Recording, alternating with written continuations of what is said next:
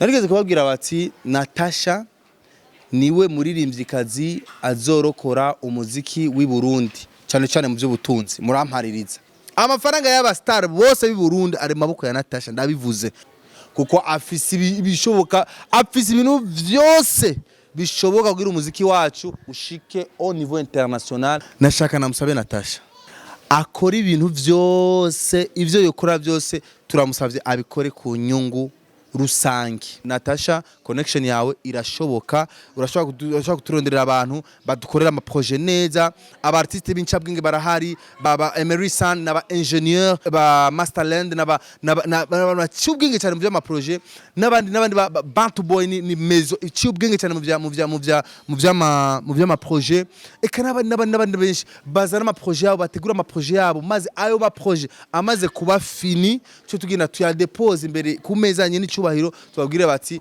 nyene cyubahiro aba projet nidushaka amafaranga muduhereze muturekurire ajya ama platform public music azi Burundi maze tugwe amafaranga zo kuri ama platform twikora iyi migambi imiliyoni 100 miliyoni 200 miliyoni 300 biri simple cyane ku muntu mu artiste kuyaronka mu ma platform. Ibintu byose byo kurondera ama visa basatubya karondera ama visa bakayabura ni kubera yuko nta connection ikwiye irahaba hagati ya music yacu n'imiziki y'abari abantu bo hanze. Imiziki yacu ni ijabuka imbibe ijabutswe nande NATACHA wenyene NATACHA arabishoboye. Tegura Sabonnez muri Club du Lac, hamagaza les artistes bose babishoboye soirée imwe nimba na Sabonnez bashoboye gutegura soirée bagakora debut komeye nk'ijya yo kwiga gute twoteza imbere industry yacu bifiraye muri industry. NATACHA yokora ibirenze bijya. NATACHA azokwitwa intwari, bazomuhafisha bazomubandika ahantu hose bavuga ati turafise umu artiste kujya Tanzania bama bashimirana Diamond bavuga ati Diamond niwe mu artiste wenyene yashoboye kuduza valeur umuziki wa Tanzania. Isaac TV ho narigeze kuvuga ijambo benshi murampaririza, narigeze kuvuga ijambo benshi ntibagemera, narigeze kuvuga ijambo benshi bariterama benshi bagyakira ukundi, ariko reka ndarisubiremo ndarivuge. Abarundi tumenyere kuza turabwizanya ukuri, iri jambo ngoma ndarivuga imisi yose tumenyere kuza turabwizanya ukuri atanzigirimwo atanabirimwo. Tumenyere kuza turakira ama commentaire y'ubwoko bwose, tumenyere kuza turakira ama commentaire avuye ku bantu bose. Rimwe na rimwe uragira ama analyse ugagira commentaire abantu bakaza ngaho bakavuga bagatera amajambo bakavuga ati turi kuranguha, ariko reka ndarivugira ijambo ndarivuge neza kuko ndarivuzuku kubera narigeze no kurivuga. Burya je sinigera nihindukiza mu ijambo navuze. Narigeze kubabwira bati NATACHA niwe muririmvyikazi azorokora umuziki w'i Burundi cyane cyane mu by'ubutunzi murampaririza. Nubu reka ndarisigure, reka ndarivuge kandi neza. NATACHA nisunze ibi canke biriya niwe muririmvyikazi, niwe mu artiste azorokora umuziki w'i Burundi mu by'ubutunzi. Kina ndabahe fact, kina ndabahereze impamvu mvuze ano majambo. Jese ngunda kuvuga ibintu bitagira preuve, ngira ndabereke nk'ibintu bisha kuri bine bituma mvugira ijambo. Icambere mwarigeze harabaye igiteramo cy'abarundi gusa, aba artiste b'abarundi gusa muravyibuka. Aba artiste b'abarundi gusa baravuga barategura igiteramo. Muri cyo giteramo NATACHA ntihararimwo, muravyibuka? NATACHA ntihararimwo kandi naco byari bitwaye. Igiteramo kiraba imyidogo habaye mu nyuma murayibuka, abafana ntibaje benshi kunuku ibintu byinshi birahaba. Naragize analiza kijya giteramo. Impamvu ndabaha example kijya giteramo nuko NATACHA yarabitahuye neza cyane yuko kuja hamwe, munyumve neza, kuja hamwe like gukorana, aba artiste gukorana. Yo mane sinijuru ikintu vraiment sinzi ngene nzokibatahuza. Aba star gukorana kwishira hamwe sivyo bizotuma abafana babakunda. Ibi yarabitahuye neza cyane. Nikimenyamenya mwabonye amafoto ariko arasikira cyane ku marezo sosio. Mwabonye amafoto ariko arasikira ku marezo sosio ya NATACHA ari kumwe na Shani Queen, NATACHA ari kumwe na Big Farias, Natasha ari kumwe na ajya mafoto muko muraraba nanjye ama video ni hajya kuri Club de Lac. Club de Lac Tanganyika ni hotel ya Natasha. Ni hotel ya Natasha. Bisigura ni umushinga nawe wiwe. Ari umushinga nawe wiwe ni gwiwe. Club de Lac rishobora kuhinjira utatumiwe canke ushobora kugahangina nyine ugiye kunywa ariko benshi turabimenyereye vraiment turasanzwe tumenyera abastare benshi ntibakunda kuhasohokera ajya ahantu kuko reganye nuko hanazimvye ntibakunda kuhiyumvira cyane sinzi impamvu ariko turabizi uko biri kose amakuru je naronse rero kuri analyse yagiye amafoto maze iminsi mbona Natasha yaramutumiye Fizo ukwiwe amutumira Shani Queen ukwiwe icyo yarababahamagariye ntaco nzi cyane ariko ku makuru mfise yegereye abantu begereye Natasha avuga yuko yarabahamagaye kugira batahuza ibintu bibiri. Ikintu ca mbere Natasha yari kwa mutahuza Shani Queen yuko ibintu byose bamaze imisi barimo murazi ibintu Natasha amaze imisi arimo bambi Shani Queen amaze imisi arimo lolilo sizibiki icya mbere kwari kumukweza kuri album yiwe icyo ni cyambere ariko mukeza kuri album yiwe ya Shani Queen yasohoye album nziza iryoshe iri ku ma platform yiwe kuri Spotify ndamaze no kuzumvira ziya ndirimbo ziraryoshe n'indirimbo zitandatu nziza ziryoshe sana harimo na Colors n'indirimbo yaririmbye umvirije indirimbo ya Colors ya Shani Queen yaririmbye nk'utari umurundi kabisa yaririmbye na ma level ya ba Celine Dion band for real na chene mirako Shani Queen respectito Shani Queen sumu artist wo kwanjanjako mu byo kuririmba arakaze cyane so icyambere kwari kumukeza icya kabiri urekanye nuko ari kumukeza yari kumuha concert no kumwereka yuko ategereza gukora umuziki gatwe kiwe yanka yemera yipambanire ntazigire yumva yuko umuziki uzotezwa imbere n'umuntu kanaka oya ahubwo yipambanire ahubwo ico bazokora abandi bazomusupportinga ku kintu yakoze setu ayo kandi Big Fizzo yatumiwe kwa Natasha kubera Big Fizzo yatumiwe kwa Natasha kugira ndibaza mwarabonye blague bari muri blague Fizzo n'umuntu akunda kuryoherwa Fizzo kandi n'umuntu akunda ni kudira ingorane by the way nakunda ingorane mu bantu nakunda ingorane abana bari ariko mu byo bari ko barayaga cyane bari ko barayaga kujanye n'iterambere ry'umuziki Natasha ko jewe nawe turi abartiste bakomeye cyane i Burundi ko turi abartiste bakomeye cyane i Burundi dukora iki ikintu cya mbere amakuru mfise yegereye abantu babiri ikintu cya mbere bumvikanye nuko ni twagenda dukorana cyane muri binabiriya tuzokwicira umuziki wacu twenyine ahubwo tuzohuzwe nibikenewe ko duhuza navyo bisigura iki ni haba ama seminaire kubijanye no kugwanira droit d'auteur kubijanye no kurondera agateka kabaririnzi bijanye n'inyungu zabo ibintu bijanye n'inyungu zabo tuzohura tuyage twicare tusangire tuyage ariko bijanye na show business mu vy'umuziki binabiriya ntituzomenyane bacha bafatana ka video bariko baratwinga bariko barafyina bariko baragira iki ibi byose rero haguruka sindagukubita haguruka ibyo rero nibagire no kubikata abaro twe bagapfa okay wamubonye ngene yaguye nibakabonye twana banga ukora amanalize mbana n'ikibazo batwandanye icyo ni cyakabe bisigura batuza gushira hamwe gwira bakorera umuziki wabo bawuteza imbere kugatwe kabo rero iyo ndiko ndavuga yuko Natasha ari mu ba artiste bazoteza imbere umuziki w'u Burundi bazoshikana kuri umuziki w'u Burundi kubijanye cyane mu gisata cy'ubutunzi Natasha icambere afite umushinga naho mugwiza atunga so jewe gusa nuko abarundi sinzi ko dutahura ibintu kumwe bamwe ndiko ndavuga ibi bacha bibaza urumva urukura hengama siniko ndahengama je mvuga fact nta mpamvu nimwe yo kutabivuga by the way kwanza cyambere Natasha ni icon y'umuziki w'u Burundi ari mu ma brand uvuze uti shaka kurondera abarimvyi b'u Burundi ntomuramo Natasha rero Natasha iyo urukuramo iyo icambere uza kumenya yuko arafise amafaranga cyangwa n'amangaruka iminsi yose ati umuziki urakeneye inoti iki nta muntu numwe atocemera Natasha arafise amafaranga bugira umuntu afite amafaranga arashobora gukora icyo ashaka cyose, arashobora gukorana n'uwari we wese. Natasha yaratwaye aba journalist, yaratwaye Mipro na menga na Ediso, yaratwaye hanze. Natasha aramaze kugurihira indirimbo aba artiste batari bakingaye Burundi, naho kenshi adashikunda kubivuga.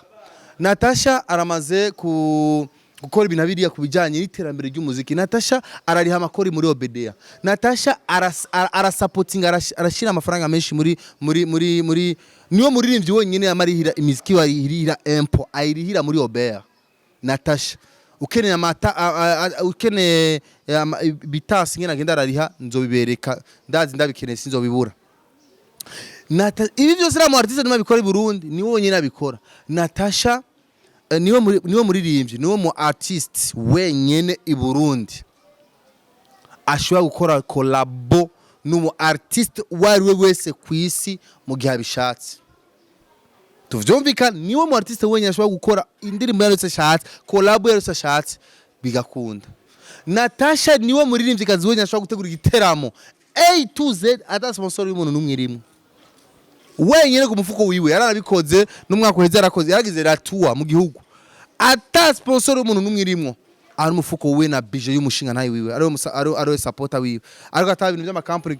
Natasha ibi byose twari turero tudeko ndabereka ama facts ndiko ndabereka ivyo byose reka ndabivemwo, reka ngaruke kuri point ingere twomuvyaza umusaruro Natasha. Ahubwo ritumu abantu bareke gutera ugwamo, bareke kurenza igunduro Natasha ibintu no ikintu ahubwo twomusaba Natasha. Munyuverere jengira namusabe Natasha. Mwarabonye ifoto ibaze imisikira sirikira ari kumwe na mama Burundi. Tumaze imisi mubibona ifoto bisigura Natasha inguvu afise. Duhereye mu kibano, duhereye muri politike, duhereye muri connection. Natasha afise connection, Natasha afise amafaranga, Natasha afise collaboration, Natasha afise ashobora ku influence uwari we wese mu byo akora bikumvikana. Ahubwo icyo twomusaba Natasha rero munyumve neza n'aba artiste munyumvire ngaha, icyo twomusaba kubera yuko afise connection, kubera yuko afise amafaranga, kandi cyo tuvyemere niko bimeze, naho bipinga naho zanga ukabiharira niko bimeze. Mugira afise amafaranga, afise connection, afise connection zaza kuvuga afise connection muri leta, afise connection mu ma embassy, afise connection mu bizura, afise connection n'ama ambassade, afise connection n'ama ambassade. Bizugura ambassade ya Nigeria ashaka kubwira ati jengira nje kora collab na Wizkid, bakumvikana ingene babikora mu numero guteza imbere igihugu bigakunda. Rero ico ngira ndabasabe, nashaka namusabe Natasha akora ibintu byose, ivyo yokora byose turamusavye abikore ku nyungu rusangi kuko birashoboka. Natasha turamusavye we na management yiwe ahaguruke akora ibintu byose, aplanifie ibintu byose ku nyungu rusangi. Mvuze inyungu rusangi cyaza kuvuga inyungu ya Lolilo, inyungu ya Fizo, inyungu ya Satbi, amafaranga ya Shani Queen, amafaranga y'aba artiste bose ari maboko ya Natasha. Amafaranga y'aba star bose b'i Burundi ari maboko ya Natasha, ndabivuze ndabibasigurire. Ndazi abantu turagoye kugira tubitahure, biragoye abarundi kugira twumve, kugira dutahure, tusaba ifaranga yose y'aba abantu bose navuze ari maboko yabo gute, ari maboko yiwe gute, ari maboko yiwe kubera Natasha arashobora kuvuga, arashobora akoresha connection yiwe. Nijyo ragira ndamusabe akoresha connection yiwe s'il vous plaît. Turagusabye Natasha muri connection ya office, vugira abaririmbyi, vugira aba artiste cyane kwa mama Burundi. Umutambukanyi wenyine cyubare mukuru w'igihugu cyacu. Turabonye n'umujama wawe, murashobora kwicarana no kayaga mugasangira, murashobora kumutumira mugasangira. Attention, iki kintu nimugifata kiroroshe. Natasha arashaka gutegura party, ashaka gutegura soirée idasanzwe, agatumira na nyene cyubahiro mukuru w'igihugu cyacu. Si n'ubwa mbere bibaye bakamwitaba. Natasha arashaka gutegura ama seminaire akomeye cyane i Burundi, ntihagire umushikiranganje n'umwe atayitaba, bose barashaka kuyitaba bivanye na power afise na influence n'ingina rumo influenceuse akaze cyane Burundi. Munyumve neza rero ico dusabye Natasha akoreshe connection ziwe, akoreshe inguvu ziwe mu kuvugira aba artiste bose ama platform yinjira Burundi.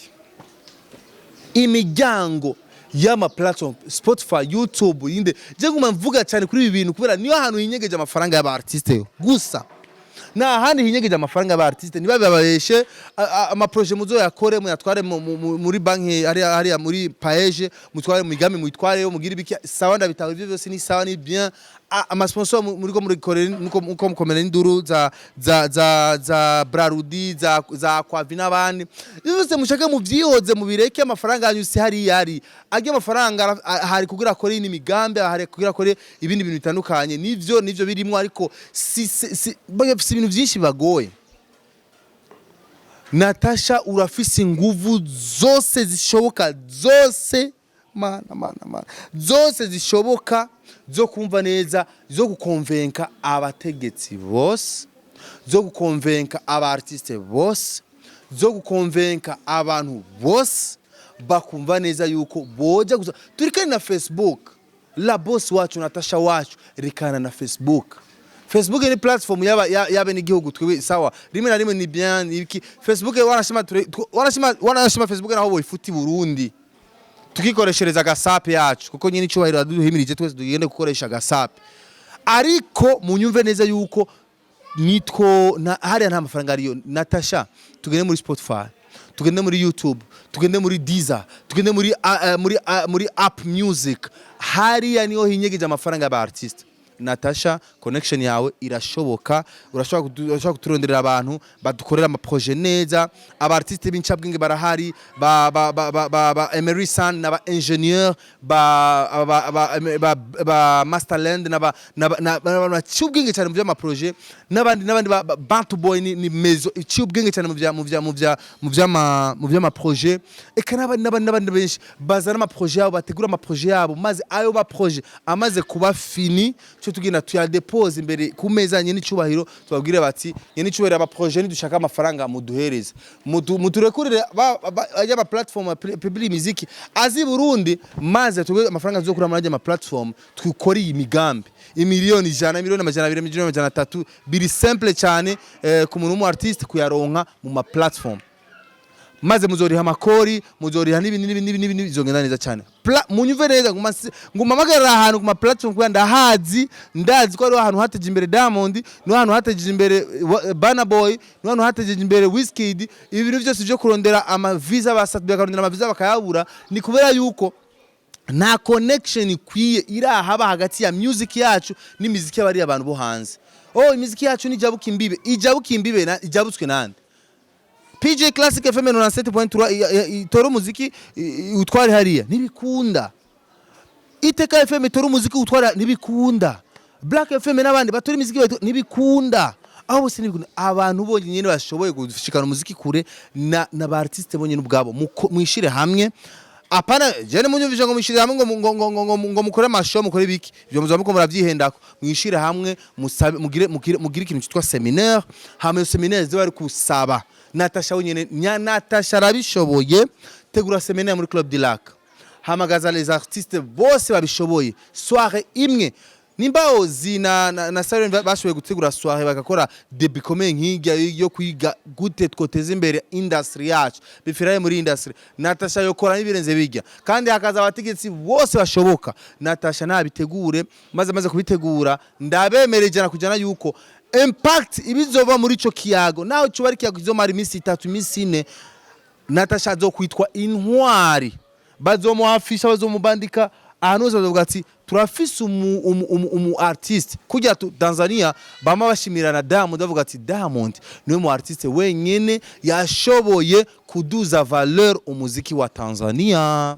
Genda mwana ndiko navuga ivya artiste genda hariya ndiko navuga kunyungu zabo bose mwana kuruzo yabona urumva karagaciyemwo umwana nyene aba nibo kazuza keje nibo bazojya amahera tuko turasemerera mutwo turabivuga ibi byose aba nibo bazoyarya. Rero majambo makije nako navuga ariko ndasigura neza yuko sindabarushe naho nabaruhishije n'ukuri naho nabamenaguye umutwe mu mbabarire ariko nako ndabereka ingene Natasha ashobora kuba mukombozine ashobora kuba ashobora kuba Rwagasore cyangwa indadaye w'amafaranga y'abasani b'u Burundi. Mumbabarire gukoresha ino mvugo, shobora kuba ari imvugo itaza kuryohera bose mu matwi yabo, ariko ndabisubiyemo yuko NATACHA la bamba la namba niwe mu artiste afise ubutunzi bwose bw'abastar b'abarundi, kuko afise ibishoboka, afise ibintu vyose bishoboka kugira umuziki wacu ushike au niveau international kandi ku nyungu rusange. Hapana kwa NATACHA gusa, urumva bizwa bimwungirije NATACHA, biragira ico bimfashije NATACHA ubwenye n'ubwiyo, ariko bikagira ico bifashije Shani Queen, bikagira ico bifasha Lolilo, bigafasha ba Satbi bande bose ba star bose mu rusange bakaronka akanoti. Umuntu rero yobikora bigakunda ni Mama Leki NATACHA.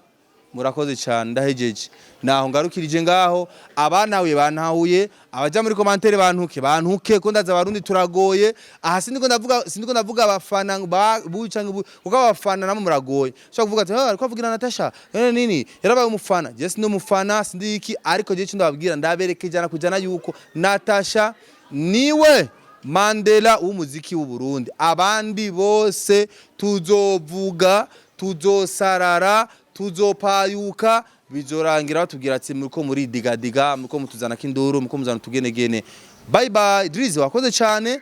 Je reka ngarukire ngaha. Abana we bantahuye, NATACHA ubutumwe bugushikire, wumve neza yuko ari wewe, ni wewe usigaranye umuziki w'u Burundi, ni wowe uzorokora umuziki w'u Burundi. Club Dilak iri hajya, urafise ikibanza, ama media yose yo kwitaba, abastari bose bo kwitaba, abategezi bose bo kwitaba, mu gihe ubibasabye barakwitaba kucubahira ufise, maze bigana neza cyane, maze tugashika kuri ya hangiro twiyemeje. Umufuko wose uronka iponyo, uronka inoti, niyo hangiro, niryo hangiro son excellence Sebarundi Evariste Ndayishimiye ashaka, niryo hangiro son excellence ashaka. Tuzoshaka ko gute? Ni kugira twicare hasi tubiyage je ngumasemerera. Inoti iri muri ma platform, ama platform rero bizokugwa na leta izoshikarira limiter, izoshikarira connect leo n'abandi bishabigenda neza cyane. Ama mega shaduga, ibindi byose biduge, ama devise yinjire. Nukuri kwimana muzombwira wiz design muzi mu myaka 2 isuye muzamubona ngaha, muzombwira bakiri kuba babose mubona abana bose muzuca mubambwira mu myaka 2 bazoba abandi bazoba bagwiza tunga mu bindi bihugu, abaguza tunga n'abaririmbyi. Murakoze cyane rero, mugira aho mubahwe nagahwane. Bye bye.